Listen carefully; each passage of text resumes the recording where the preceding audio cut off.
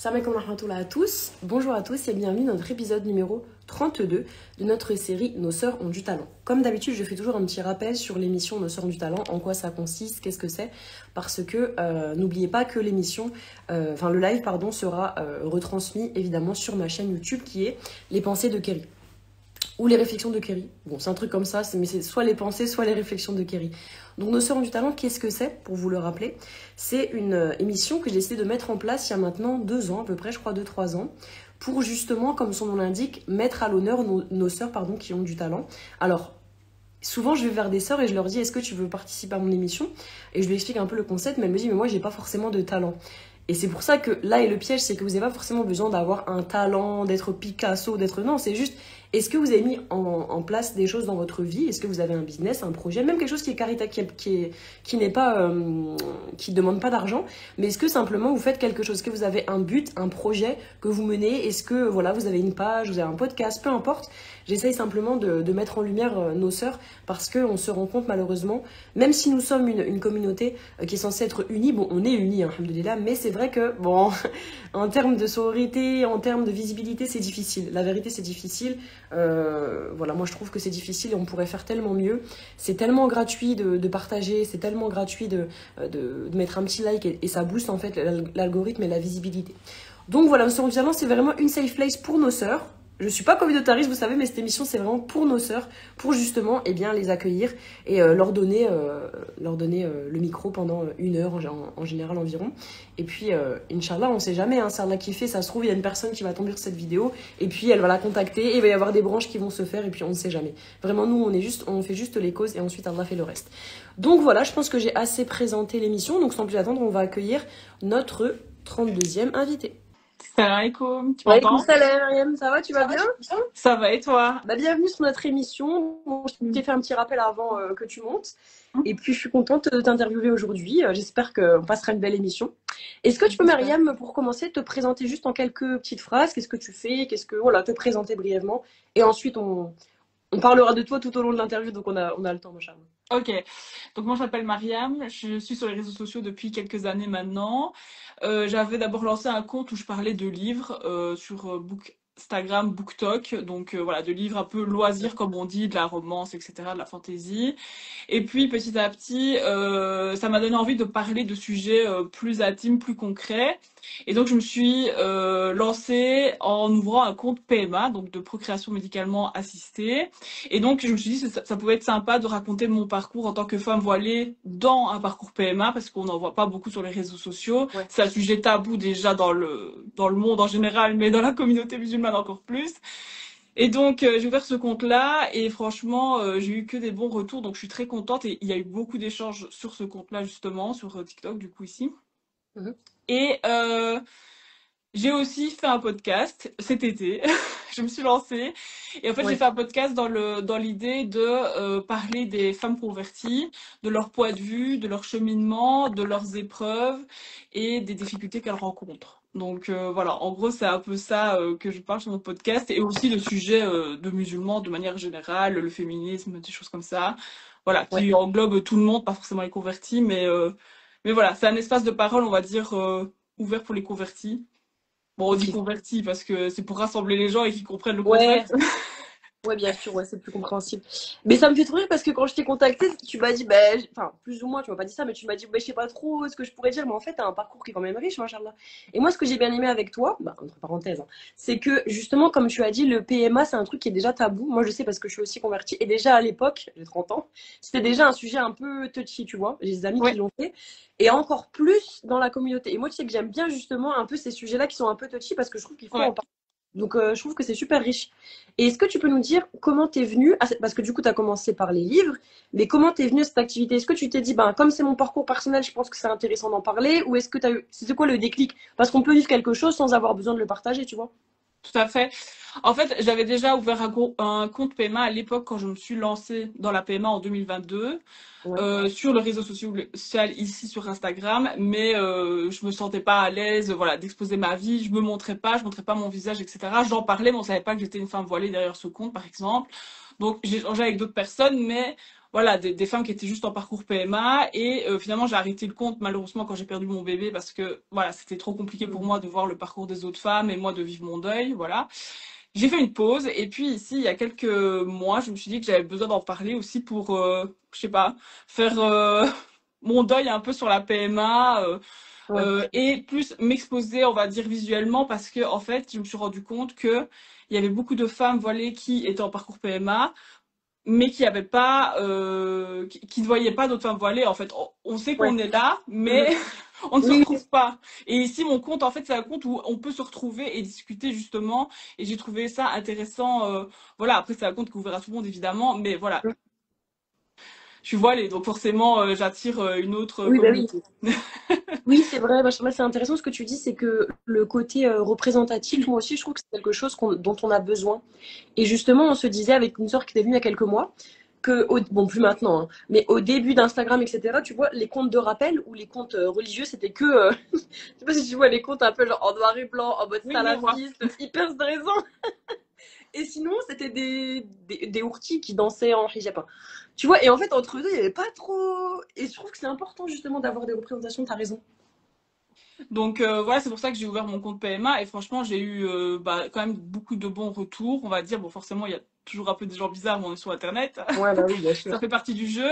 Mais oui, effectivement, on est énormément dans la communauté à passer par un parcours PMA, sauf que ça se dit pas en fait. Est-ce que tu peux, si ça te dérange pas, si c'est pas trop délicat, de nous rappeler brièvement c'est quoi un parcours PMA en fait? Donc un parcours PMA, c'est la procréation médicalement assistée. Ouais. C'est un suivi médical. Enfin, on commence un suivi médical quand on n'arrive pas à avoir d'enfant naturellement. Donc là, on prend contact avec un centre PMA de notre région, de notre pays, bref. Et on rencontre des gynécologues, une équipe pluridisciplinaire avec des sages-femmes, etc., des infirmières. Et on va faire plein de tests pour voir qu'est-ce qui fonctionne pas. Est-ce que le problème vient de la femme, de l'homme, des deux? Enfin voilà, ça peut être un peu de tout.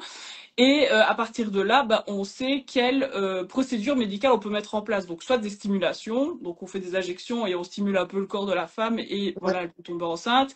Soit des assimilations. Bah, on stimule aussi le corps de la femme et ici, bah, l'homme aussi participe du coup à la PMA parce qu'il va faire son don. Ouais. Et soit la FIV, et là, c'est dans le cas où les femmes ont soit les trompes bouchées, soit des problèmes style endométriose, adénomiose, des problèmes un peu plus lourds, on va dire, et où aussi l'homme a des gros problèmes au niveau des spermatozoïdes. Ouais. Ok. Ouais, donc c'est quand même un parcours qui est. Parce que j'ai une amie qui le fait d'ailleurs, c'est plusieurs fois par semaine. Il me semble que qu'on doit s'y rendre non, dans le centre en question, non? Alors, quand on fait un protocole, donc Ouais. une stimulation, une insémination et une FIV, on doit y aller plusieurs fois par semaine parce qu'on doit suivre en fait l'évolution des ovaires pour voir s'il n'y a pas une hyperstimulation, si tout se passe bien, etc. Donc oui, là, ça demande du temps et de Ouais, c'est lourd, quoi. l'investissement. Mm. Ok, ouais. Donc voilà, mais hors protocole, ça va. Mais pendant le protocole, on n'a pas de vie, enfin, on tourne autour de ça, quoi. Ok. Et alors, vraiment, tu me dis si les questions sont trop délicates et que tu veux pas Non, répondre, no shame. tracasse. Ok, y a pas Je de. répondrai pas, mais Voilà. vas-y. Est-ce que, enfin, à partir de quel moment, en tant que femme, on sait que, genre, on pourra pas avoir d'enfant, enfin, naturellement, c'est une question bête, en fait, je suis en train de me dire. Et qu'on À doit. quel moment on se rend compte que les essais bébés ne fonctionnent pas? Ouais, voilà. Ouais. Ben, en général, de manière générale, les gynécologues en France et en Belgique, ils diront qu'après un an d'essais bébés, ça, il n'y a pas de grossesse, il faut se poser des questions. Ah ouais, ok.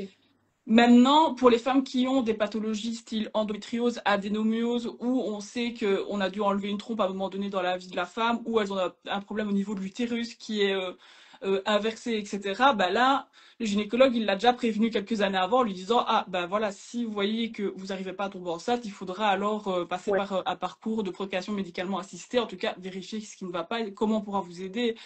Mais pour quelqu'un qui est en bonne santé, si après un an, il tombe pas, enfin, la femme ne tombe pas enceinte, c'est qu'il y a un souci, quoi, en général. Ok, ah ouais, un an. Mais en vrai, c'est pas beaucoup un an quand tu regardes. Enfin, je sais pas. Ça me Ben, paraît en pas. général, les gens attendent plus qu'un an hein, pour aller en parcours PMA. Ah ouais, ils continuent Ouais. à. Ok. Ok. Mais voilà, pour ceux qui sont pressés, bah, le minimum, c'est un an. Ok, mieux, c'est un an. Ok. Sinon, ils vont pas les prendre en charge. Ah oui, d'accord. Oui, il faut faire un minimum un an d'essai, genre, et après, t'es valide. Enfin, ouais, j'ai compris. Pas, voilà, c'est Ok, justifié, on va dire. ok, c'est justifié, ouais. Et justement, par rapport au deuil que tu as dû faire, encore une fois, tu réponds pas si c'est trop délicat. Est-ce que du coup, le fait de partager sur Internet, enfin, sur les réseaux, ça t'a beaucoup aidé? Est-ce que ça t'a, tu t'as dit que tu avais rencontré des personnes? Enfin, tu vois, il y a des personnes, même en partageant, ça va être l'inverse, ça va être pire que tout. Peut-être que toi, ça a été l'inverse. Comment tu l'as vécu, le fait de partager? Bon, ici, j'ai ouvert mon compte PMA. Ça faisait 2 ans que j'avais perdu mon bébé, donc Ouais, j'ai eu le temps de faire mon deuil, j'ai eu le temps de prendre de la distance, etc. Et heureusement, parce que je pense pas que c'est une bonne idée d'exposer directement son ouais, deuil sur les réseaux sociaux après la perte d'un enfant ou d'un bébé, peu importe. Parce que oui, effectivement, les commentaires sont assez violents parfois, même si c'est pas toujours déplacé. Comme je dis souvent, il y a de la fausse bienveillance dans la communauté musulmane où on peut recevoir des messages en disant bah c'est le destin, c'est Dieu, etc. Mais c'est à ce moment-là, on n'est pas prêt de l'entendre. ouais, ouais. On a besoin qu'on écoute notre peine, pas forcément besoin d'un rappel à ce moment-là. On le sait, hein, que c'est le décret de Dieu. Enfin, je veux dire, Oui, bah oui. quand on le rappelle, c'est comme si nous on le savait pas. Mais si, bien sûr qu'on le sait, mais à ce moment-là, on a juste besoin de soutien et de réconfort. Donc oui, en parler 2 ans après, c'est beaucoup plus facile pour moi, Ouais, heureusement. Parce que comme j'expliquais dans mes vidéos, j'ai quand même mis plus d'un an à me remettre. ouais. Donc voilà, mais je pense que c'est important d'en parler aussi. Et ça aussi, des bébés malheureusement qui décèdent avant l'accouchement ou après l'accouchement, il y en a énormément autour de nous. C'est juste que les gens n'en parlent pas. D'accord, ok. Et justement, pour rebondir sur ce truc que tu dis, les gens n'en parlent pas, et par rapport à la communauté musulmane, c'est pour toi, pourquoi c'est tabou? Par rapport à quoi? Parce qu'en vrai, c'est pas. Enfin, pourquoi ça pourrait être tabou ce sujet? Qui ne l'est pas d'ailleurs. Mhm. Bah, je pense qu'il est tabou déjà chez les femmes parce que bah, elles sont là pour procréer et que si elles n'arrivent pas à Ouais, procréer, ça crée déjà toute c'est une leur rôle. discussion. C'est Ouais, leur rôle entre guillemets. ouais, Je suis ouais. pas d'accord avec ça, mais bon Ouais, non, voilà. non. Mais donc il y a déjà ce truc-là qui est tabou. Parce que chez les musulmans, c'est important d'avoir une famille, d'avoir des enfants, d'avoir des héritiers. Bon, bref, voilà. C'est la suite des choses. Et donc, si on n'y arrive pas, bah, ta femme, elle est cassée ou ton homme, il est cassé. Mais en général, on va dire que c'est la femme qui est C'est la cassée. fin. Alors que parfois, le problème vient que de l'homme. Mais Mhm. bon, ça aussi, on n'en parle pas. C'est ça que je dis. Le parcours PMA, il est très tabou parce que parfois, on ne sait pas chez qui il y a un problème. Soit c'est la Mhm. femme, soit c'est l'homme, soit c'est les deux. Mais oui, c'est très compliqué. Je pense que c'est ça qui est aussi tabou dans la communauté musulmane parce que un homme, ça va être difficile pour un homme d'assumer qu'il a des problèmes d'infertilité. Ouais, Dire je suis un homme et j'ai des problèmes d'infertilité, c'est lourd à ouais. porter et chez les femmes aussi, hein, bien sûr. Mais voilà, il y a encore ce truc de l'homme, il est là, il est fort, il est Ouais, vaillant. ouais, ouais, ouais. C'est Et clair. donc dire bah j'y arrive pas, j'arrive pas à avoir d'enfant, le problème vient de moi. Voilà. Je pense que c'est difficile à assumer pour les deux personnes, mais surtout pour les hommes, qui ont Oui. aussi des grosses difficultés pendant le parcours PMA. Et c'est ça aussi qui est tabou dans le parcours PMA, c'est qu'on oublie l'homme aussi, en Ouais, c'est quelque vrai. sorte. Subhanallah, c'est vrai. On l'oublie. Genre, il est là, mais voilà, on prend pas en compte ses émotions, ce qu'il ressent, Ouais, c'est vrai. ce qui est difficile pour lui. Et puis, il doit accompagner sa femme. Il voit sa femme aussi souffrir pendant le parcours PMA parce que, bon, certaines femmes vont dire ça va, ça se passe bien, je gère, mais il y a quand même 60% des femmes qui souffrent, donc bon, c'est pas Ouais, évident pour un homme de devoir accompagner sa femme dans ce genre de parcours. Et puis ça fragilise les couples, ça crée des ouais, c'est ça. divorces. Même, ouais. Enfin, je veux dire, ça a un impact. Et ça, c'est avant d'avoir un enfant. Alors parfois, on s'en sort, on fait un parcours PMA, le couple s'en sort, et puis bam, on tombe enceinte, on a un enfant, et là, ça réexplose encore une fois, quoi. Ouais, c'est très Parce qu'avoir fragile. un enfant, c'est la maternité, ça met le couple à l'épreuve aussi. Donc voilà, il faut pas l'oublier, quoi. Mais c'est vrai que c'est intéressant ce que tu dis parce que même moi, quand j'entendais parler de PMA, là c'est vrai, j'ai jamais associé ça à l'homme alors que bah, il faut deux personnes pour faire un enfant. Enfin, tu vois, c'est vrai Ouais, qu'on en parle pas, c'est incroyable quand même. Tu l'expliques comment ça? C'est par rapport, comme tu dis, que ça touche à une certaine partie de sa virilité? ouais, je pense. Ouais, Je pense comme ça touche à la féminité de la femme. ouais, Le fait de se dire pourquoi mon corps ne fonctionne pas, est-ce que c'est parce que je serais pas une bonne mère? Enfin bref, on peut se poser beaucoup de questions, quoi. ouais, Donc c'est pour ça que c'est important aussi d'avoir peut-être parfois un suivi psychologique. En Belgique, c'est pas obligatoire si c'est un couple hétéro. ouais. Pour les autres couples, je sais qu'il y a un suivi psychologique, Mhm. mais en France, par contre, je pense que c'est obligatoire le psychologue chez même les couples hétéros, quoi. Ok. Et toi, comment t'as fait, si c'est pas indiscret encore une fois, pour surpasser un peu ces questionnements? Je pense qu'on a toutes en mode c'est moi qui fonctionne pas, j'ai un problème. Tu vois, tous ces West-West en fait. Comment t'as fait? Oui. Bah, c'est surtout beaucoup de culpabilité, Ouais. finalement. Culpabiliser de pas y arriver, de se dire: «Oh, j'arrive pas à donner un enfant à mon mari, j'ai envie de créer une famille, pourquoi ça fonctionne pas?» et cetera, et cetera. Bon, après ici, de nouveau, ça dépend dans le couple d'où vient le problème. Mais surpasser ça, ça prend du temps, c'est de la patience et je pense que franchement, il faut faire beaucoup, enfin, en parler beaucoup à Dieu. Il y a pas de Bien secret, sûr. malheureusement. Et moi, après le deuil, j'ai pris, enfin, la décision de voir une psychologue. De toute façon, je devais quand même y passer à un moment donné. Et je pense que ça m'a aidé aussi. Je pense qu'il faut aussi savoir. C'est bien le côté spirituel, en parler dans sa prière, il faut le faire. Mais je veux dire, à un moment donné, il faut aussi savoir passer par des professionnels et des Ouais. psychologues pour pouvoir poser les choses quand on se sent dépassé par ses émotions, parce que c'est pas évident et qu'à un moment donné, si on s'enferme dans ce truc de négativisme où on est là, ça va jamais marcher, etc. Moi, à un moment donné, j'étais là-dedans. Je me suis dit, bah, je tomberai jamais enceinte. J'ai perdu la seule grossesse que j'ai eue. Ah ouais. Enfin, C'est compliqué ce type de pensée, ouais. ouais, c'est compliqué. Bah, c'est des West-West, quoi. Ouais, c'est des West-West. Mais c'est bien ce Donc, que tu dis. voilà. Effectivement, il faut, excuse-moi, il faut attacher sa chamelle en fait. Il faut parler à Dieu, mais les gens ils comprennent pas que Tawakul, mais Allah il te dit aussi de faire des sabab. C'est pas que parler à Dieu. Enfin, tu vois, faut agir Oui, quoi. bien sûr. C'est très important de faire des prières et c'est vrai que beaucoup de musulmans sur les réseaux sociaux, du coup, envoient des messages justement dans ce sens-là. J'en reçois Ouais, énormément et je leur dis, mais bien sûr que je le fais. Enfin, je veux dire, oui, bien sûr, c'est la tout base. part de là. Mais je veux dire, voilà, il n'y a pas que malheureusement, Oui, bien sûr. faut aussi se prendre en main médicalement parlant, etc. Donc voilà, c'est pas toujours évident. Et puis, c'est aussi un travail sur nous-mêmes. Mhm. Donc voilà, accepter le décret de Dieu. Et je pense qu'à partir du moment où on l'accepte pas, on n'avance pas. Et moi, je me suis retrouvée un peu coincée dans. Il y a eu des périodes où j'étais un peu coincée là-dedans, de me dire oui, je sais que j'ai un problème, c'est le destin, mais l'accepter, c'est autre chose. Ouais. Le savoir, c'est quelque chose, mais l'accepter, c'est autre chose encore. Il faut. Et ça, le travail de l'accepter, c'est compliqué. Enfin, là, je Et tu parle des penses, musulmans. ouais. Et tu penses que quand tu l'acceptes, ça débloque quelque chose, vraiment niveau spirituel?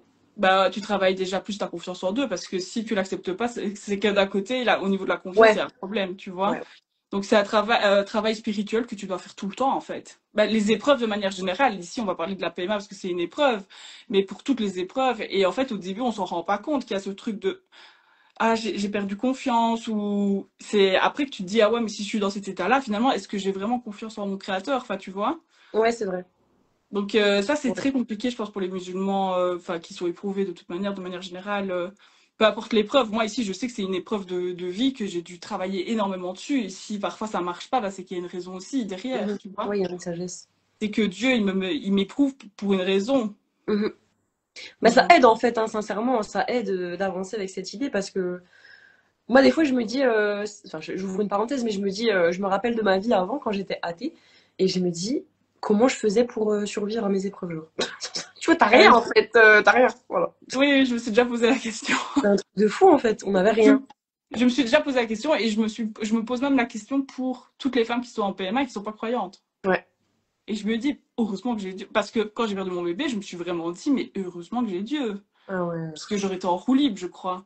Ouais. Mais, et je me dis, mais les femmes qui n'ont pas de croyance, je sais pas comment elles font. Ouais, c'est compliqué ce point-là. Et est-ce que tu peux nous dire quand même, malgré ça, parce qu'on a bien compris que c'était une épreuve, mais qu'est-ce que ça t'apporte quand même humainement? T'en tires du positif et quoi? Quel type de positif?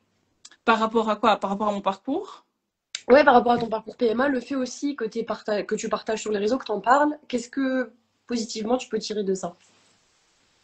Bah, positivement, ce que je peux en retirer, c'est déjà que je suis pas seule. Et c'est un bon rappel aussi, parce Ouais. que quand on est là-dedans, on a l'impression qu'on est toute seule, alors que non, il y a des milliers de gens qui vivent la même chose que nous.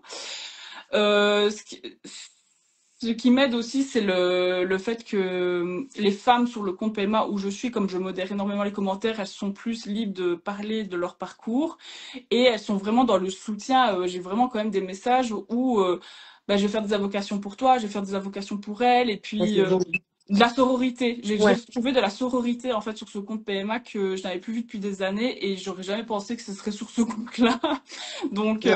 voilà, c'est impressionnant comme les femmes peuvent être vraiment solidaires entre elles et musulmanes et non musulmanes du coup parce qu'il y a un peu de tout dans la communauté PMA, en tout cas sur Mhm. ce compte-là. Donc ça c'est ce que j'ai trouvé beau et la beauté que j'ai trouvé aussi c'est la force de la femme. Ouais. Ça, Parce c'est... qu'on est prête à tout, quand même, pour avoir un enfant. Et on oublie qu'on souffre à un moment donné. On oublie qu'on vit des douleurs physiques et psychologiques, mais on avance. Et c'est là que tu Ouais, te dis, mais waouh, quand même, on a un mental de fou, nous les ouais. femmes. Parce que je suis pas sûre que les hommes pourraient vivre ce qu'on vit. Ouais. Mais c'est vrai qu'Allah, il a donné énormément de force à la femme, c'est incroyable. Même moi, je le vois, enfin, je suis pas encore enceinte ni rien, mais par rapport à ma mère, par rapport à beaucoup de choses, je me dis, mais waouh, on est quand même des warriors en vrai, les femmes. Ouais, non, franchement, en fait, le surpassement de soi, la PMA, on découvre qu'on peut se surpasser soi-même. C'est impressionnant, vraiment. Ouais, alhamdoulilah. Parce que quand j'en parle ici, ça fait des années, donc depuis 2022, je suis en parcours PMA et on est en 2025, donc ça fait quand même plus de 3 ans que je suis dans le parcours. Quand j'en parle dans mes vidéos avec le recul, je me dis, mais waouh, t'as vécu tout ça. Des fois, j'oublie en fait de Ouais, faire c'est en après quand parler. tu fais un retour rétrospectif, tu te dis waouh. Ouais, ouais, et c'est ici qu'il y a quelques jours, quand j'expliquais qu'après la perte de mon bébé, j'ai fait 7 transferts d'embryon et que j'avais toujours pas eu de grossesse. Eh ben, j'ai eu des retours un peu ah mais c'est décourageant, ah ça a l'air difficile, ça a l'air compliqué. Et je dis ben oui mais je suis pas là pour vous faire rêver, enfin je vous raconte mon Ouais, parcours, mais ouais. c'est une des réalités de beaucoup de femmes en PMA. Alors parfois c'est réussi du premier coup et heureusement parce que si tout le monde galérait comme moi ce serait quand même fort triste, mais voilà, c'est aussi une des réalités de la PMA et pour dire aussi c'est pas tout beau tout rose et se lancer dans la PMA il faut être sûr de soi. Il faut être sûr de soi et être sûr de son couple, je pense aussi. Ah ouais, parce que comme tu as dit, ça éprouve beaucoup le couple. Bah ouais, je pense que c'est un des pires Bah, épreuves on pour les on femmes. remet en cause ta féminité et ta masculinité finalement. Ouais, ouais. Parce que eux aussi, ils ont des examens intrusifs comme nous à faire à un moment Ouais, ouais, donné. ouais. Donc, voilà, il faut être prêt à tout ça, quoi. Ok. C'est un parcours qui est riche. Et ça fait que 3 ans. Mais en même temps, je me dis, t'en parles avec vraiment. Je trouve que t'as beaucoup de sagesse dans ta façon de l'aborder. Alors que ça fait que 3 ans. Bon, j'imagine que 3 ans, c'est énorme en vrai. Mais tu vois, je trouve que t'as quand même beaucoup de recul. C'est bien. T'es pas en plein dans tes émotions en mode. Je trouve, hein, après, je sais pas. Bah parce que j'ai dû faire un travail sur moi à un moment Ouais, donné, ça te mais sent. je suis en essai bébé quand même depuis août 2020. C'est quoi ça déjà? ASC bébé, pardon. Oui. Ok. En Ouais. fait, donc j'essaie d'avoir un enfant depuis plus ou moins l'été 2020, on va dire ça comme ça. Et c'est seulement en janvier 2022 que je me suis lancée en PMA. Mhm. Ouais. Donc c'est quand même long, mais à un moment donné, bah, comme je dis, j'ai dû faire un travail sur moi psychologiquement, mais spirituellement aussi. Parce que je Ouais. me suis rendu compte qu'à un moment donné, j'étais en conflit avec moi-même, avec ma spiritualité, parce que ça Ouais. marchait pas, parce que j'étais en colère, parce que j'avais perdu un bébé. Enfin, j'ai mis du temps à m'en remettre, vraiment, et ça a impacté ma spiritualité, moi, la PMA, pas que le Ouais. couple, du coup. Mais c'est ça qui est incroyable, c'est qu'après, bon, après, hein, posteriori, en fait, tu te rends compte que les épreuves qu'Allah il t'envoie, à chaque fois, il y a, c'est très bateau de dire ça, mais il y a toujours, ça va toujours te construire sur autre chose. Enfin, tu vois ce que je Oui. veux dire? Là, par rapport à la perte de ton bébé, etc., bah, ça a sûrement dû travailler en toi, la patience, ça a dû travailler, je sais pas, hein, tu vois, mais je trouve que c'est pour ça qu'on dit toujours, il y a un frère derrière chaque chose, parce qu'à chaque fois, ça nous permet de rebondir, quand même, je trouve, sur autre Ouais. chose. Ici, je pense vraiment qu'il y a eu un bien. Et quand je vois comment j'ai démarré ma grossesse, enfin la première grossesse que j'ai eue là, Ouais. après ça, je me suis quand même dit en moi-même, si je retombe enceinte, plus jamais je me mets dans des états pareils, parce que j'étais dans une anxiété. Ah, ouais. C'était horrible en fait, tellement j'étais stressée et tout ça, et au final, bah, ça s'est mal terminé, mais pas parce que j'étais stressée, Ouais. mais j'ai pas profité. Genre j'ai été 4 mois enceinte et j'ai pas profité du tout de ma grossesse, et je me suis dit après, avec le recul, je me suis dit, mais non, prochaine fois que tu tombes enceinte, tu profites, même si tu sais que voilà, la On ne peut grossesse, on rien n'est déjà. jamais sûr de rien, mais bon, à un moment donné, il faut profiter aussi. Ouais. Se laisser dépasser par les émotions, c'est pas bon, et c'est un travail que je dois faire tous les jours encore. Ah ouais, c'est ce Mais que je dis musulman. Ouais, alhamdoulilah. ça a bugué, j'ai pas entendu. Excuse-moi, je disais, ouais, de toute façon, c'est le travail du musulman. On doit se gérer, s'auto-gérer. C'est difficile, hein. C'est difficile. Ouais, et Subhanallah. parfois, on est dépassé, et pendant ma première grossesse, j'ai été totalement dépassée. Vraiment, quand je me revois, Ouais. c'était la Après, catastrophe. Après, il y a eu des causes qui ont fait que j'étais dans cet état de stress aussi, mais bon, voilà. La confiance en Dieu, de nouveau, c'était quelque chose que je devais travailler à ce moment-là et que j'ai dû travailler après encore. oui, c'est ça, ouais, c'est un cheminement. Et la sœur, elle nous dit, bah, tu vois, il y a une sœur aussi sur le live, je sais pas si tu vois, qui nous dit qu'elle aussi, le plus dur, c'était chaque fois que j'avais mes règles, cet échec, c'était dur, pleurer. Ouais, bah c'est ça en fait. En fait, tu vois, elle a fini par. Alhamdoulilah, je savais pas, ma soeur, machallah, elle a fini par en avoir. Donc, Mais tu vois, ça c'est aussi, hein, ça c'est la charge mentale des femmes, comme j'expliquais, quand on est en essai bébé, qu'on essaie d'avoir un enfant, avoir tout le parcours PMA, bah, ouais. tu as déjà en fait cette charge mentale de te dire, purée, en fait c'est moi, chaque cycle, qui sait si je suis enceinte ou pas, et c'est moi qui vais devoir l'annoncer. Ah ouais, c'est vrai, j'avais pas pensé Et à en ça. fait, tu pars déjà sur cette... Enfin, c'est déjà toi qui as cette charge mentale de dire, c'est positif ou c'est négatif. C'est pas lui qui va le deviner. Ouais, Enfin, ouais, ouais, des fois, il y ouais. a des hommes Ouais, qui c'est vrai. devinent, c'est vrai, hein. Non, mais j'ai Mais je compris. veux dire, là, quand tu vois les cycles passer, bah, c'est toi, la femme, qui te rend compte que les cycles ils passent, que les mois ils passent. L'homme, lui, il dit juste, bah voilà, on essaye d'avoir un enfant. Des fois, il y a Ouais, 6 mois qui passent, il a rien remarqué, tu vois. Mais toi, oui, parce que tous les mois, t'as tes règles. ouais. C'est dur. Tu sais que tu mets en lumière beaucoup d'aspects auxquels j'ai pas du tout pensé. Mais c'est trop vrai. Subhanallah. Ouais. Non, mais vraiment, c'est ça qui est épuisant, je trouve, pour les femmes parfois. Ouais, cette impression d'avoir toujours la pression sur les épaules en fait. Et même si c'est pas toi qui décides, mais comme c'est toi qui l'annonce, bah tu sais, des fois limite tu peux te dire bah c'est de ma faute. Comme c'est toi qui l'annonce et qui le sait, tu vois, alors que non, mais enfin ouais c'est difficile, vraiment c'est. Bah ouais, parce que tous les mois, tu dois lui dire, ah bah voilà, c'est pas pour ce mois-ci, tu vois. Ouais c'est ça. Donc, Subhanallah. bon, c'est chiant, t'as envie de le dire à un moment donné quand ça ne marche pas, quoi. Mhm. Et je voulais qu'on revienne, bah, c'est dans la même chose, hein, plus ou moins, mais plutôt du côté pardon, spiritualité. Est-ce que tu peux nous parler de ton podcast? Parce que moi, il m'intéresse beaucoup. Et j'avais écrit, mais trop drôle. J'avais écrit sur ma to-do list d'écouter ton dernier épisode, mais je vais le faire, Inch'Allah. Voilà, je vais le faire. Mais ce que j'aime beaucoup, le titre Musulmane sans héritage. Est-ce que tu peux nous l'expliquer et nous dire, encore une fois, de quoi ça traite et pourquoi Mhm. podcast? Bah, musulmane sans héritage, bah parce Pas que toi, je sais pas.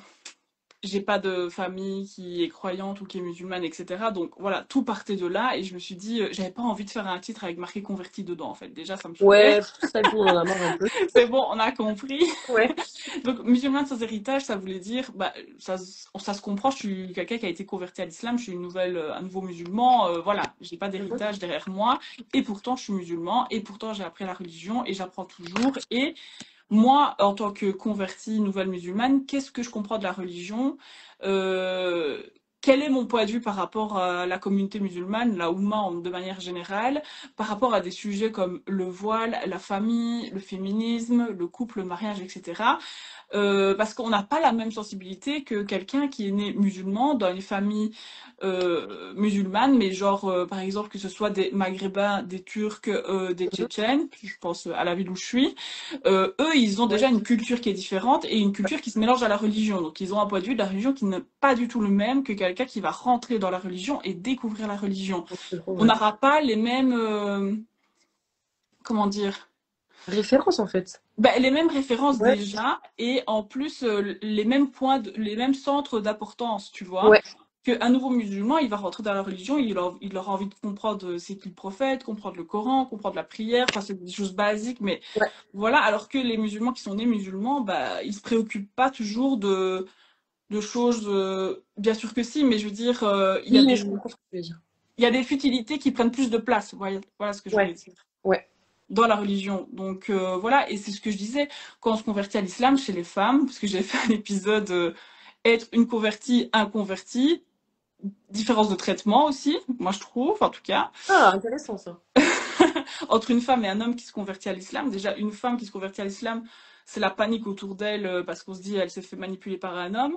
Alors qu'un homme qui se convertit à l'islam, on est plus dans quelque chose, il est dans son cheminement spirituel, Ouais, ouais, il y a plus ce côté intellectuel en mode. plus Ouais, c'est vrai. intellectuel, alors qu'une femme, non, elle s'est fait piéger, tu vois. Ouais, directement aller endoctriner. Donc déjà, on va dire, d'un point de vue des non-musulmans, déjà, on n'est pas traités de la même manière du tout. Et d'un point de vue des musulmans aussi. Les femmes, on va leur parler de comment s'habiller, Oui, comment ouais, parler, il faut porter le voile, il faut pas dire ça, faut plus faire ses ongles, faut plus faire ses cils, faut plus se maquiller, enfin bref, ouais, tous ces ouais. petits détails-là qui sont, oui, qui ont de l'importance dans la religion, je les Mais pas dès le comprends. début. Pour moi, pas dès le début. Mais dès le début, Voilà. explique-lui, parle-lui de la prière, parle-lui du prophète, parle-lui des compagnons, parle-lui des femmes La savantes de base, l'islam. Il y a en plein de fait. sujets. C'est trop vrai. Commence par le début, tu vois. Et alors que les hommes, bah, eux, comme ils doivent aller à enfin, prier à la mosquée de toute façon, de manière générale, donc les convertis sont plus déjà en contact avec des hommes à la mosquée et donc ils ont plus facilement des réponses à leurs questions. Oh, vrai. C'est plus facile pour eux d'aller vers l'imam parce qu'ils seront accompagnés, enfin, etc. Alors qu'une femme qui va à la mosquée, bah, c'est hyper intimidant. Moi, Ah, j'ai mis des ouais. années avant d'y aller. Enfin, Et même donc quand il va, genre, on te laisse pas trop tranquille, tu vois. C'est oui, compliqué. même quand il va, parfois on te regarde de haut en bas, est-ce qu'elle a bien, est bien habillée, etc. Ou Ouais. on te fait des commentaires, ou bon, bref, voilà, ça dépend dans quelle mosquée tu vas. Mhm. Mais voilà, c'est un exemple ici, il y a encore plein d'autres exemples, mais je trouve qu'il y a quand même une différence de traitement entre la femme et l'homme qui Ouais, se ouais, ouais. convertit, c'est incroyable. Et puis des fois, on est bien accueilli, parfois pas. Enfin, ça dépend aussi dans quelle région tu es, où tu es, tu vois ce que je veux dire? Ouais. Donc voilà, et dans quelle communauté tu vas aller. Aussi, ouais. C'est super intéressant ce que tu dis, Mariam, parce que justement, j'ai fait une story à ce sujet il y a 2 3 jours. Donc, je suis très contente qu'on en parle aujourd'hui. C'était vraiment ça, en mode, je disais que, bah, ce que tu viens de dire, en mode, que quand on se convertit, je trouve que certes, on nous apprend des bases, la prière, etc., mais on n'apprend pas un truc de base, encore plus de base, encore plus basique, c'est que, en fait, tu changes de paradigme. Genre, tu passes d'un monde où tu crois pas en Dieu, t'es référencé si, t'es dans une matérialité, à un monde où Dieu, ça devient ton centre. C'est vraiment un paradigme qui change, c'est pas juste un mode de vie, Ouais, tu vois, dans les cibles, c'est genre un autre référentiel, c'est une autre partie, genre, c'est c'est incroyable. ça, On ouais. n'en parle pas du tout. Comment ça se fait? Mais parce qu'en plus, pour nous, c'est moi vraiment, bah, il y a beaucoup de musulmans enfin, de nouveaux musulmans qui le disent comme ça, mais quand tu te convertis, t'as vraiment, c'est comme si on t'enlevait un voile sous les yeux et que tu voyais le monde différemment. Moi, je l'ai vécu aussi comme ça. Je sais qu'il y en a Ouais, beaucoup ouais, qui l'ont ouais. vécu comme ça. Et pour toi, tout a une symbolique. T'es dans le bus, tu regardes le paysage, tu te dis, mais c'est C'est la vrai. création de Dieu. Et là, tu te dis, mais waouh, comment j'ai pu passer à côté de ça pendant autant d'années? C'est J'ai vrai. vécu ça, mais ça avait un rapport. Voilà pourquoi j'en suis là aujourd'hui. Euh, Mes croyances, enfin, au niveau de nos croyances, nos fausses croyances qu'on pouvait avoir avant, et se dire, ah ouais, non, j'étais pas du tout dans le bon chemin. Enfin, et même au niveau de prendre des décisions pour soi, Ouais. euh, Bon, en fait, ça change tout. tout change, en fait. Ouais. Et en plus, on est dans un truc de, on veut tout savoir vite. Ouais. C'est, j'ai pas connu un converti qui était pas comme ça au début. Ouais. Après, il y en a, ça dure longtemps, d'autres moins longtemps. Mais on est dans un truc qu'on veut tout savoir vite. Et parfois, on se plante. Et souvent, on se plante au début. Et c'est normal. Et ça fait partie de l'apprentissage, je trouve. Mais là, le plus difficile, c'est de trouver, je trouve, les bonnes personnes de référence. Surtout chez Oh les oui. femmes. Oh oui. Oh oui. Chez les hommes, ça va encore. Et encore, parfois, ils tombent quand même sur des personnes Ouais. pas toujours saines. Ouais, ouais. Mais chez les femmes, c'est compliqué, quoi. Ouais, c'est compliqué. Ben moi, dans le halakha dans lequel je suis allée, en fait, quand je me suis convertie, je suis restée plus ou moins un an sans vraiment avoir de groupe religieux. Puis très vite, j'ai trouvé mon groupe spirituel, alhamdoulilah. Et le frère qui était converti déjà à l'époque, il nous disait quand il s'est converti, non mais c'est incroyable, hein. Il est tombé sur des frères qui lui ont dit, maintenant que t'es converti, c'est bien, mais maintenant tu vas devoir renier toute ta famille parce que c'est des koufars et tu vas devoir tu dois changer de ville. Mais est-ce que tu te rends... Mais Mais oui, c'est ce genre.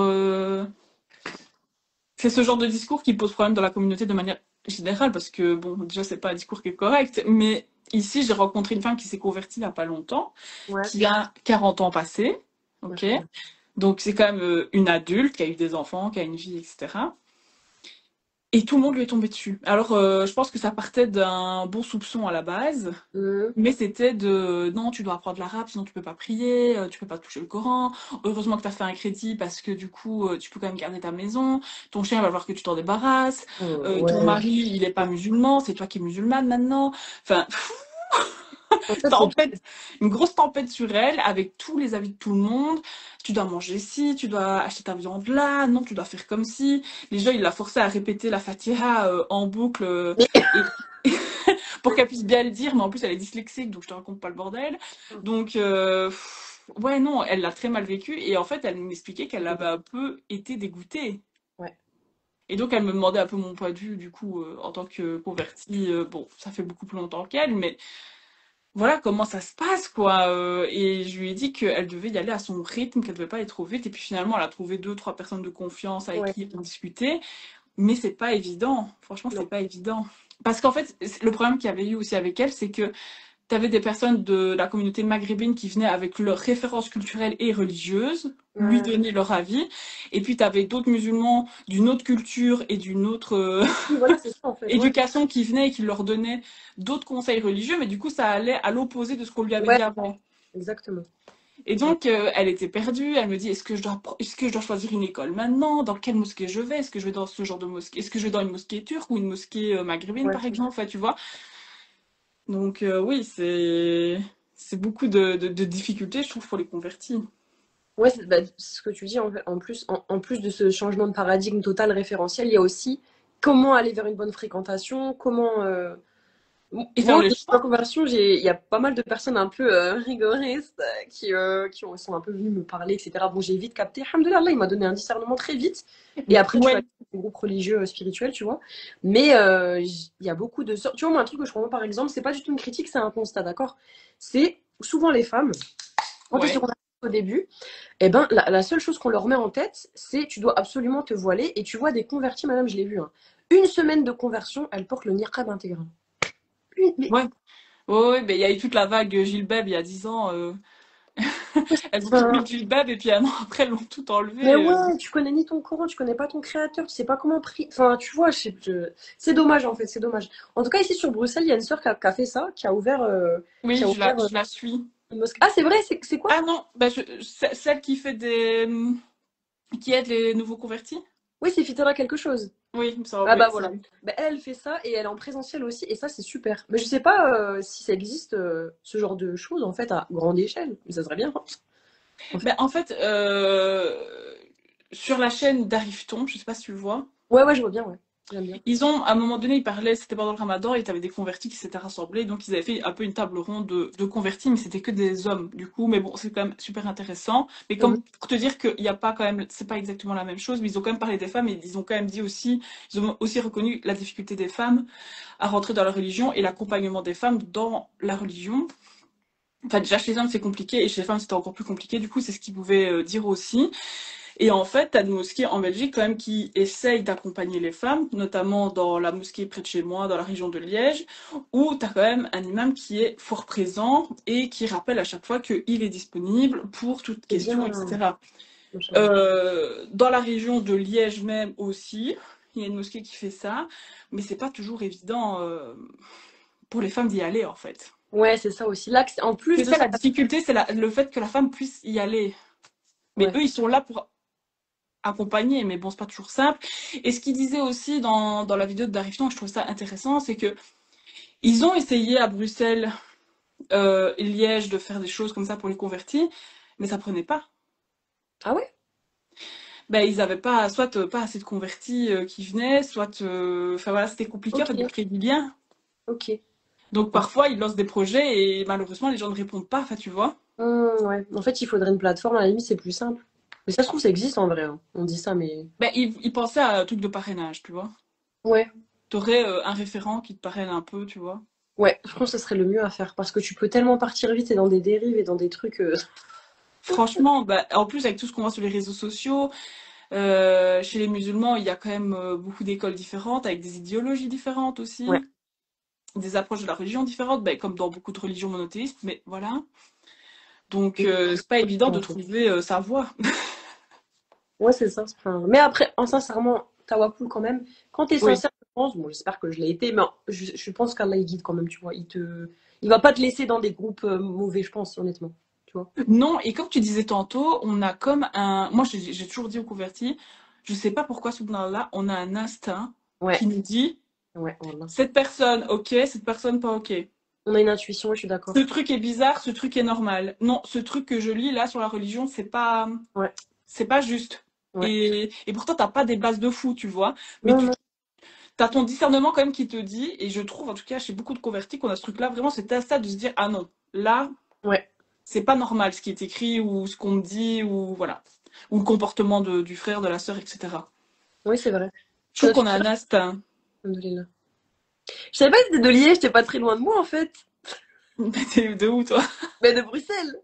Ah bah oui. Mais tu Machin. t'avais pas compris avec mon accent que je venais de Mais Liège? si, je me doutais que c'était par là. Parce que vous avez un accent particulier. Moi, j'aime bien votre accent, il est bien, je trouve, il est beau. Moi, j'aime pas trop, mais T'aimes pas? bon. C'est vrai. Les Français me disent que c'est marrant, donc. Et tu connais la sœur. Bah, après, je dis ça à me dire, on dirait c'est un village, mais on sait jamais. Est-ce que tu connais la sœur Rana Runipong sur Insta? C'est une turque. Non. Elle fait de la comédie, du théâtre, elle fait des vidéos drôles, mais Je elle vais habite voir à après, mais Bruxelles. ça me dit rien du tout. Ouais, c'est aussi de liégeoise, voilà. Bon, j'imagine que la ville est grande, hein. C'est un peu bête comme question, mais bon. Bah, moi, j'habite pas dans la ville de Liège, j'habite à l'extérieur. Ah ouais. Ok, bon, c'est la ville la plus proche. Ok. Est-ce que madame, maintenant tu peux nous dire, donc du coup tu nous as présenté un peu ton parcours PMA, tu nous as présenté aussi le podcast Musulmane sans héritage. Est-ce que tu peux nous dire c'est quoi que tu aimes le moins faire, que ça soit par rapport au podcast ou que ça soit par rapport donc à ton partage de PMA? C'est quoi que tu aimes le moins faire en fait dans ces activités? Qu'est-ce qui te cause le plus de tristesse ou tu vois?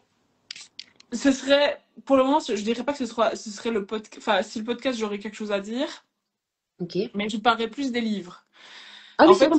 Ouais. j'ai beaucoup, bah, du coup, quand j'ai perdu mon bébé, je me suis vraiment lancée dans la lecture, mais échappatoire, vraiment échappatoire. Donc, des livres de fantasy, fantastique, thriller, romance, dark romance. Ouais. Bref, et ça m'a fait beaucoup de bien sur le moment, mais je m'en suis rendu compte qu'avec le recul, je recommandais quand même des livres qui n'étaient pas très safe. Ah, c'est vrai, comme quoi? Ben, comme tout ce qui touche à la dark romance, etc. Et que bah, du coup, l'influence que je pouvais avoir sur le Ah, c'est marrant, la dark romance, c'est un peu trash, les relations amoureuses, etc., qui Ouais. sont malsaines, voilà, au niveau de la morale, etc. J'en ai lu, j'assume d'en avoir lu, mais je me dis qu'avec le recul, peut-être que de le partager sur les réseaux sociaux, c'était peut-être pas la meilleure idée de l'année. Ok. Parce que moi, je suis pas trop informée. Dark romance, c'est quoi? C'est les trucs un peu hardcore. Enfin, c'est quoi en fait? Je sais même Bah, pas. la dark romance, c'est une romance qui joue avec les morales, les limites de la morale. Ouais. Il y a beaucoup de violence Ah. dans ce genre de romance, beaucoup de violence dans le couple, etc. Des univers très violents, voilà, des relations malsaines. Ouais. Et c'est un peu le genre à la mode, tu vois. Bon, D'accord. quand t'es dans une période qui va pas, tu vas Ouais. souvent dans des trucs un peu pourris comme ça. Bah oui, c'est comme c'est humain, c'est normal. Ok. Ouais, et donc j'avais été un peu dans ce truc un peu pourri, et c'est vrai qu'avec le recul, je me dis, mais est-ce que c'était une bonne idée Ouais. de faire la propagande de certains livres sur les réseaux sociaux? Voilà. Ok. Donc ça, c'est peut-être un peu mon regret, on va dire, de ces dernières années sur les réseaux sociaux, Ouais. concernant les livres en tout cas. Voilà, et par rapport à mon podcast, en fait, j'aime beaucoup ce que je fais sur mon podcast, mais je trouve ça difficile de se faire connaître. Ouais. Ouais. Et euh, par rapport à ce que les gens demandent et ont envie, en fait. Parce que souvent, on m'envoie des messages, ah oui, c'est trop court, ah oui, là, c'est trop long, ah ça, j'aime bien, ah, c'est très bien que tu parles de ça. Et en fait, t'as beaucoup de retours, Ouais. mais ce que tu mets en place après n'est pas, comment dire. Du coup, Réponse entre tu parenthèses. t'adaptes un peu à la demande, mais même en t'adaptant, t'as Ouais. l'impression que ça ne fait rien, enfin, ça n'ajoute pas de plus-value, tu vois. Ouais. Exactement. Et donc, j'ai trouvé ça un peu décourageant avec le podcast.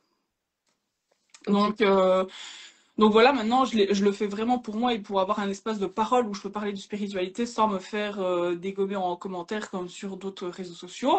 On connaît. Ouais. Voilà. Et donc, je continuerai à le faire et je me prends pas la tête, mais c'est vrai que j'ai eu beaucoup, beaucoup, beaucoup, beaucoup de retours sur le podcast et finalement, bah, ok, j'ai des retours, mais quand je modifie, j'ai pas l'impression d'avoir, Ouais. Ouais. voilà. Je vis la même chose, c'est pour ça que maintenant je fais vraiment ce qui me plaît aussi, parce que ça me prend la tête. En tout cas, par rapport au podcast, c'est vraiment là Ouais. que j'ai remarqué ça. Et voilà, parce que c'est vrai qu'on me disait, ouais, les épisodes d'une heure, c'est vraiment bien et tout. Et j'en ai fait, ah, mais j'ai pas l'impression que c'est pas celui qui a pris le plus, quoi. Ok. Après, en fait, je trouve qu'en tant que créatrice de contenu, créateur de contenu, tu me diras ce que t'en penses, mais moi, je trouve que c'est difficile notre position parce que on est dans un truc où moi, franchement, je vois mes réseaux comme un truc où je me fais plaisir, la vérité. Ah, Mais moi aussi, je m'éclate. ouais, c'est ça, mais en même temps, à un moment donné, quand ça prend un peu, quand ça prend un petit peu, bah, tu te prends aussi à ce truc de ah, mais j'ai envie que ça plaise. Donc, les gens dans cette tension entre ce que je kiffe et ce que j'ai envie qu'il plaise. Et du coup, c'est difficile des fois, tu vois. Oui, bah, je me suis retrouvée là-dedans avec le podcast, alors que finalement, c'est même pas la plateforme où j'ai le plus d'audience, tu vois. Ouais, Et pourtant, je me suis prise la tête là-dessus. Et en fait, parce que, un peu comme toi, toi, t'es prof, mais je veux dire, mais moi, j'ai un peu ce côté-là où j'aime bien analyser, d'un côté sociologique aussi, tout ce qui est par rapport à la communauté musulmane. Donc, des fois, je vais dans des réflexions qui partent loin, etc. Et puis, des fois, j'ai envie de faire vraiment des trucs un peu, voilà, l'autre fois, j'ai raconté, par exemple, mon shooting photo où j'ai eu une interaction un peu compliquée avec la photographe. ouais. Et c'était plus du coup, un épisode brut où je raconte Ouais, juste. c'est léger, entre parenthèses. Qu'est-ce que, qu'est-ce que la remarque de la photographe a provoqué en moi et le questionnement que j'ai eu moi après sur mon retour en voiture. qu'est-ce que, voilà, parfois, tu te retrouves confronté à des personnes qui te posent des questions et ça te met mal à l'aise. Sur le moment, tu gères, mais après, quand tu rentres en voiture, tu repenses et tu te dis, ah ouais. Ouais, ça commence à cogiter. Tu peux nous raconter ou pas? Ou alors il faut qu'on aille voir le podcast. Mais je pourrais aller le voir de toute façon, hein. Je Je vais projette. vous raconter vite fait, après, si vous voulez tous les détails, il Oui, oui, faudra. bien sûr, t'inquiète. Bah oui. Donc, en fait, je suis allée faire une séance photo Trop bien. avec une photographe professionnelle dans la région de Liège. Et c'était pour immortaliser un moment important. Donc bref, j'y vais et donc je lui dis, je voudrais avoir des photos avec mon voile et des photos sans mon voile, parce que j'ai envie de me faire mon petit kiff aussi, tu vois. Bah oui, t'as raison. Et quand j'arrive là, donc on a eu tout un échange. Dans l'échange, j'ai bien spécifié que les photos sans mon voile ne pouvaient pas se retrouver sur le site, hein. Ouais. On se protège quand même. Bah oui. Et donc quand j'arrive avec une capuche, mon brushing, etc. J'étais emballée pour pas abîmer mes cheveux, etc. avant de mettre mon voile pour la séance, tu vois. Et donc quand j'arrive, j'ai à peine déposé le message que la photographe me demande, mais vous êtes de quelle origine? Ben, tu connais mon nom et mon prénom Ouais, que je ne donne pas sur les réseaux sociaux. oui, t'as raison. J'ai un nom bien Ouais, européen. Donc, je suis là, ben, je suis belge, sans et déjà, surprise. l'intérêt, enfin, ça te regarde pas. Enfin, Et oui, mais là, tu sais déjà que la conversation, enfin, tu sais ouais. dans quoi la C'est conversation va partir. chiant, purée. Donc elle me dit, donc de là, elle me dit, ah, vous êtes belge, ah, ok, et quoi, vous êtes musulmane parce que votre mari est musulman. Mais du tac au tac un peu, tu vois. Tu te dis, oula. Et toi, t'es un peu, tu viens pour un moment intime, Ouais, ouais. précieux, t'as payé cher, parce que je vais chez une professionnelle, donc bon, voilà. Et là, je lui dis, bah non, c'est un choix personnel, mais je réponds. En fait, je me dis, ça se trouve, comme je disais dans l'épisode, ça se trouve, je suis la première convertie qu'elle croise, donc j'essaie aussi de garder une image positive. Ouais, mais c'est pas pro de sa part, je trouve. Ça te regarde Mais pas. c'est pas pro de sa part, mais en Ouais. même temps, je me dis, je peux pas commencer à faire la nerveuse en mode, Ouais. tu vois. Donc Ouais. j'essaie quand même de rester dans quelque chose de, voilà. Et donc elle dit, ah oui, parce que les photos, les femmes voilées que j'ai déjà photographiées, est-ce que c'est vrai ou pas à la où elle aime? Ouais. Ma peur. Elles sont pas comme vous, hein. Elles sont typées, bref, elles sont maghrébines. En gros, c'est ça Ouais, qu'elle bon. essaie de me dire. Et donc là, je lui dis, bah vous savez, il y a des femmes voilées dans ma région qui sont blondes aux yeux bleus et blanches comme moi et elles sont tchétchènes. Bon là, je l'ai perdue, elle savait pas ce que c'était une tchétchène, donc donc voilà. Et bon, bref, je voulais lui faire un parallèle en lui disant, bah il y a des femmes voilées qui sont asiatiques, qui sont noires, qui Oui, bah sont. oui, ouais. Donc voilà. Après, elle a fait, ah ok. Voilà. Voilà, on est passé à autre chose, mais en fait, ça m'a pesé, mais sur le moment, je voulais tellement rester dans une énergie positive pour Ouais, ma ouais. séance photo, qui était importante pour moi, où j'avais quand même mis un budget. Mhm. Donc j'ai pris sur moi, mais sur mon retour en voiture, en fait, ça m'a complètement désarçonné dans le sens où je me suis dit, mais est-ce que j'ai vraiment envie de retourner vivre à la campagne, tu vois, par exemple? Est-ce Ouais. que je suis prête à affronter le regard des gens et de me dire, d'être la seule voilée du village, où les gens vont se dire, ah ouais, elle est voilée à cause de son mari marocain, enfin tu vois. Et je me suis dit, est-ce que j'ai envie que si, Inch'Allah, j'ai des enfants, ils aillent à l'école, ils se retrouvent avec que des enfants qui sont pas musulmans et ils sont Ouais. peut-être un peu dans une culture, Ouais, c'est comme en fait ça. et donc, enfin, dans une culture plus fermée, dans un état d'esprit beaucoup plus fermé à cause des parents, parce qu'il faut dire ce qu'il y a, à la campagne en Belgique, les gens sont quand même beaucoup plus fermés d'esprit. Mhm. Je dirais pas qu'ils sont tous racistes, mais bon, voilà, c'était un fait quand même. Et Ouais, là, j'étais vraiment dans une zone géographique de Liège qui était un peu, voilà, à l'écart. Donc, je me suis dit, bon, voilà. ok. Bon, voilà, donc c'était un peu compliqué. Et après, tu vois, je me remets en question et tu te dis, mais en tant que musulman, où est-ce que je suis le plus à l'aise pour vivre? Ouais, je suis d'accord. Et donc, je suis partie dans une réflexion. Mais si je peux me permettre, je trouve que t'es hyper profond. À chaque fois, tu développes, tu te poses des questions, t'es dans une introspection. C'est une qualité incroyable chez un croyant, machallah, vraiment. Après, faut pas que ça aille trop loin parce que tu risques de devenir folle, mais Non. c'est bien. C'est bien.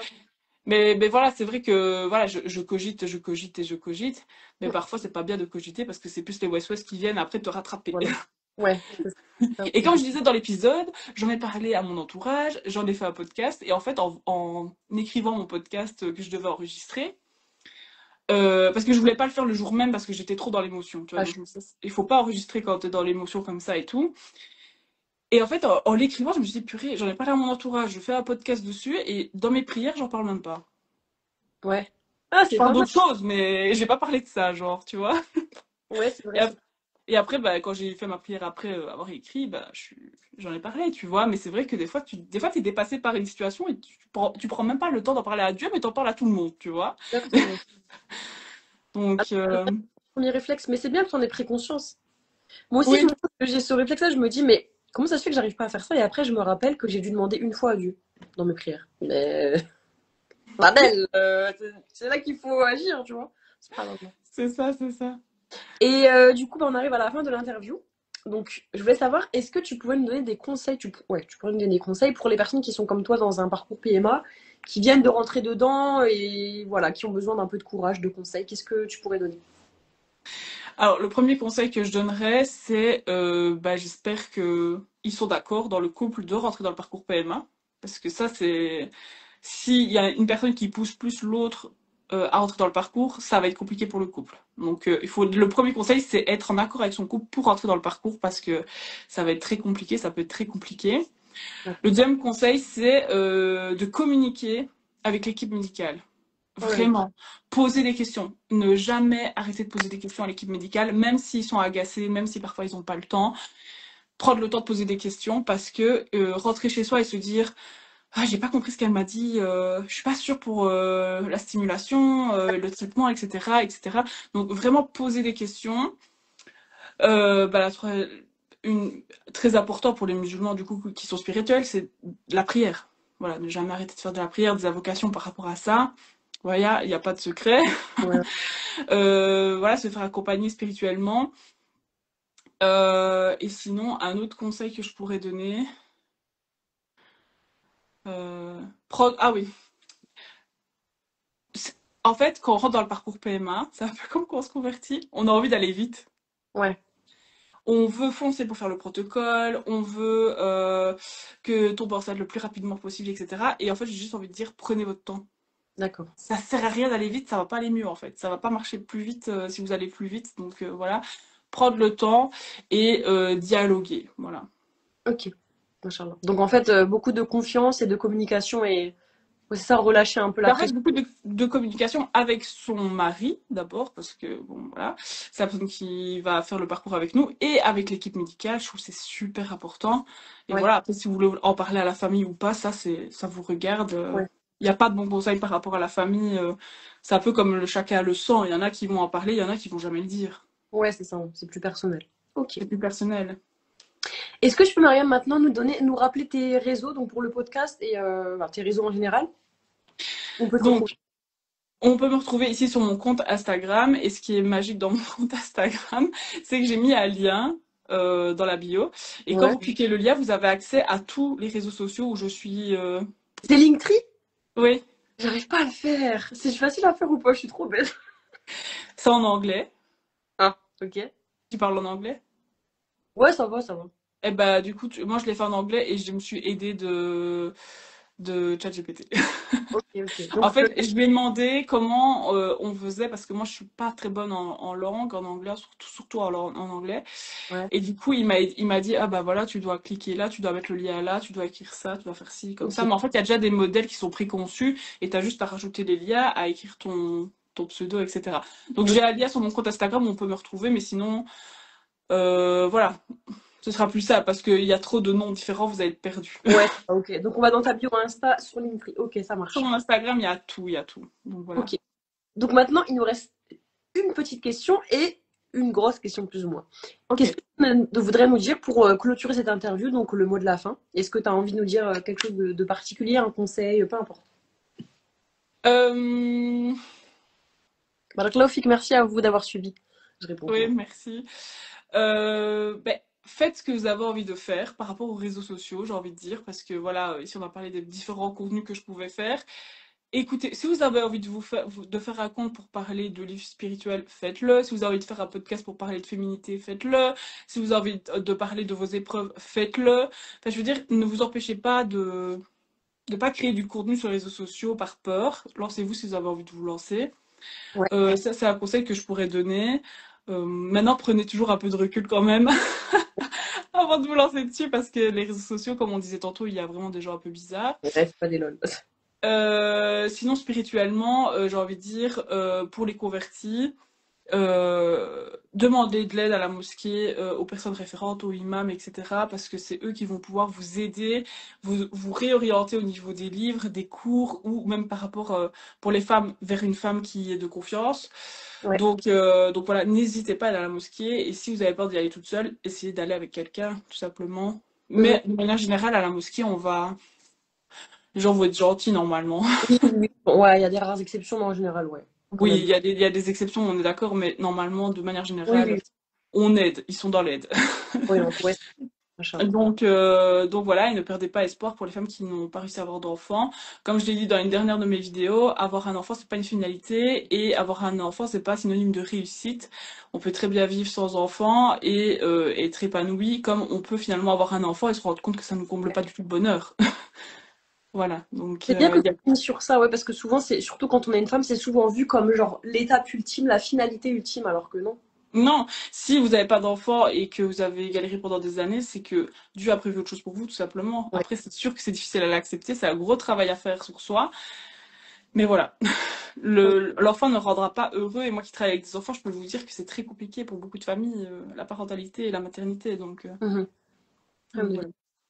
Merci beaucoup pour ce conseil, enfin pour ces conseils, qu'Allah facilite à toutes les femmes, en fait, les couples, les couples qui désirent avoir un enfant.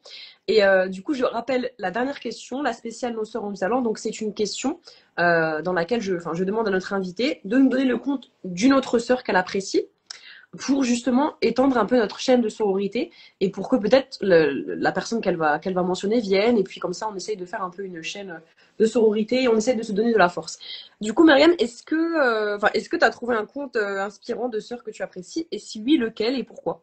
J'en ai plusieurs, mais attends, il faut que je regarde le nom. Mais ah madame, il faut pas Oui, chier, hein. attends, hein, je regarde parce que je veux pas me tromper dans le pseudo, surtout pas.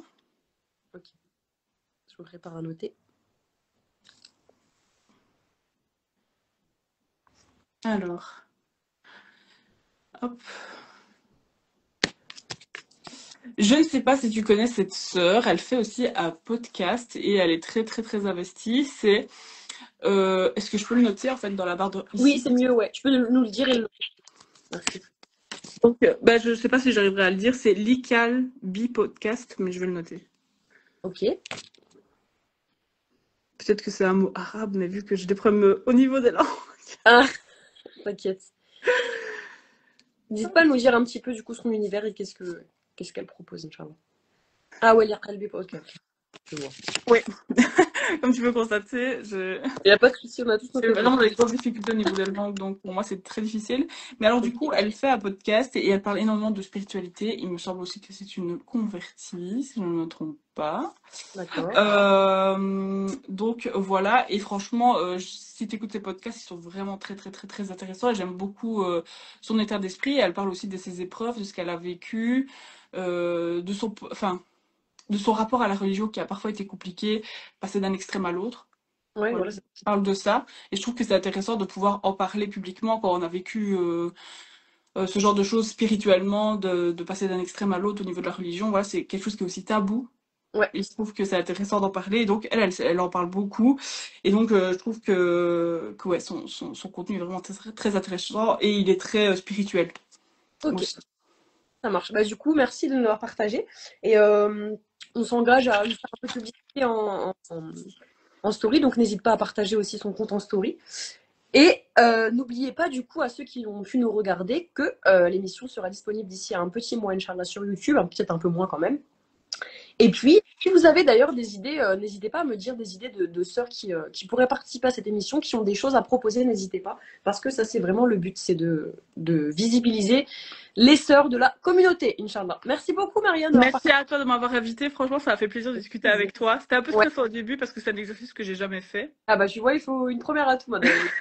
Et donc, voilà. Et en fait, le temps est passé super vite. Je me suis pas rendu compte que l'heure était passée. T'as une heure. Heureusement, heureusement que tu étais là pour le tempo parce que j'aurais pu parler des heures encore. Mais c'était super fluide et je trouve que t'es hyper profonde et t'as beaucoup de recul sur toi-même, Inch'Allah. C'est une très grande qualité en islam, donc qu'Allah te l'apprécie. Merci, merci. Qu'Allah te facilite dans tes projets. Merci beaucoup. Bah écoutez, on se dit au mois prochain pour l'épisode numéro Inch'Allah, ouais. 33 de Nos Sœurs du Talent. Salam alaikum. Salam alaikum.